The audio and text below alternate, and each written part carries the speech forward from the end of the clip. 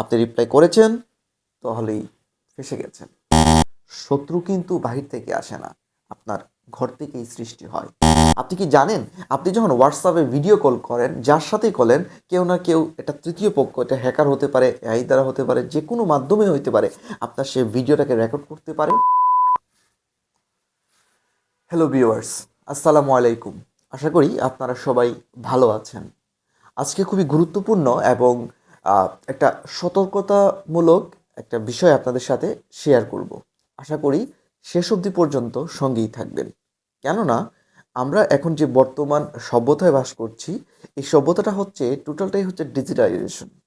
মানে প্রত্যেকটা মুহূর্তে আমরা কোনো না কোনো সোশ্যাল মিডিয়া অথবা কোনো ইলেকট্রিক ডিভাইস হাতে নিয়ে চলাফেরা করছি, যার মাধ্যমে আমরা অনেক কিছুই শেয়ার করছি, অনেক কিছুই দেখছি এবং অনেক কিছুরই চক্রান্তের মাধ্যমে আমরা উপনীত হচ্ছি, যেটা আমাদের চলার পথে অনেকটাই ভয়ঙ্কর রূপ হয়ে দাঁড়ায়। আজকে আমি যে কথাটি আপনাদের সাথে শেয়ার করব সেটা হচ্ছে এআই প্রযুক্তি।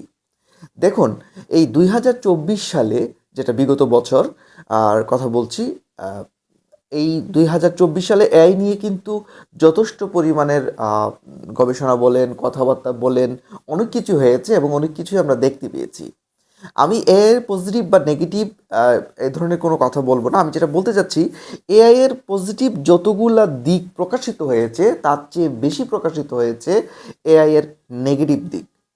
প্রকাশিত বলতে আমি বলতে চাচ্ছি যে এআই দ্বারা সবচাইতে বেশি যারা অ্যাটাক হয়েছেন, সবচাইতে বেশি যারা হিউম্যানদের মধ্যে একটা আতঙ্কের সৃষ্টি করেছেন এই এআইটি ২০২৪ সালে। সবচেয়ে বড় কথা হচ্ছে ইনস্টাগ্রাম আমরা মোটামুটি সবাই ইউজ করি, ফেসবুক আমরা সবাই ইউজ করি, হোয়াটসঅ্যাপ আমরা সবাই ইউজ করি।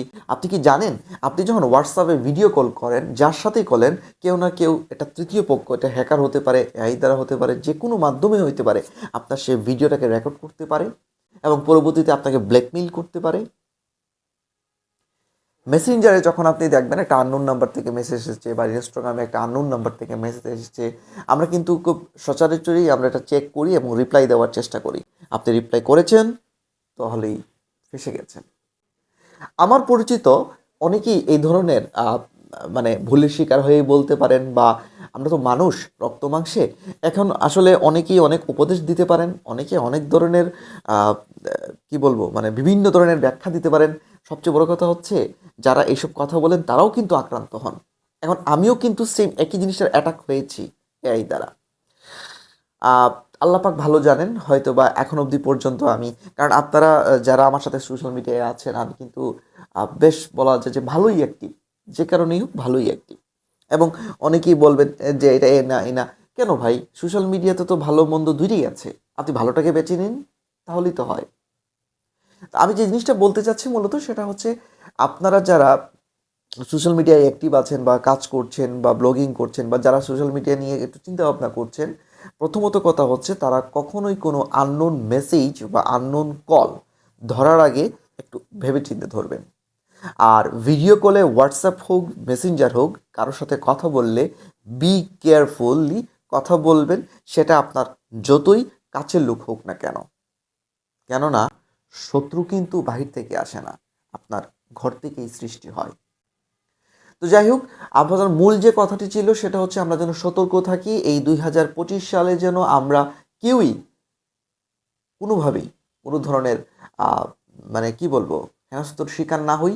সোশ্যাল মিডিয়া দ্বারা আমরা কেউ যেন এরকম কোনো ধরনের মানে বাজে অ্যাটাকের শিকার না হই, যেটা আমাদের ভবিষ্যতের জন্য অনেকটাই ব্যথাদায়ক হয়ে দাঁড়ায়। আমার ভিডিওটি যদি ভালো লাগে, অবশ্যই লাইক, কমেন্ট, শেয়ারের মাধ্যমে এটি ছড়িয়ে দিবেন এবং আপনার মূল্যবান মতামতটি অবশ্যই দিবেন।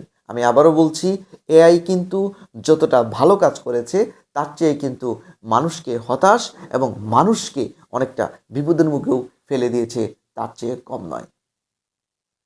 ভালো থাকুন, সুস্থ থাকুন, ইনশাল্লাহ আবারও কখনো কোনো একটি নতুন ভিডিও নিয়ে আপনাদের সাথে কথা হবে। সেই পর্যন্ত অবশ্যই একে অন্যের জন্য দোয়া করবেন। আল্লাহ হাফেজ, আসসালামু আলাইকুম।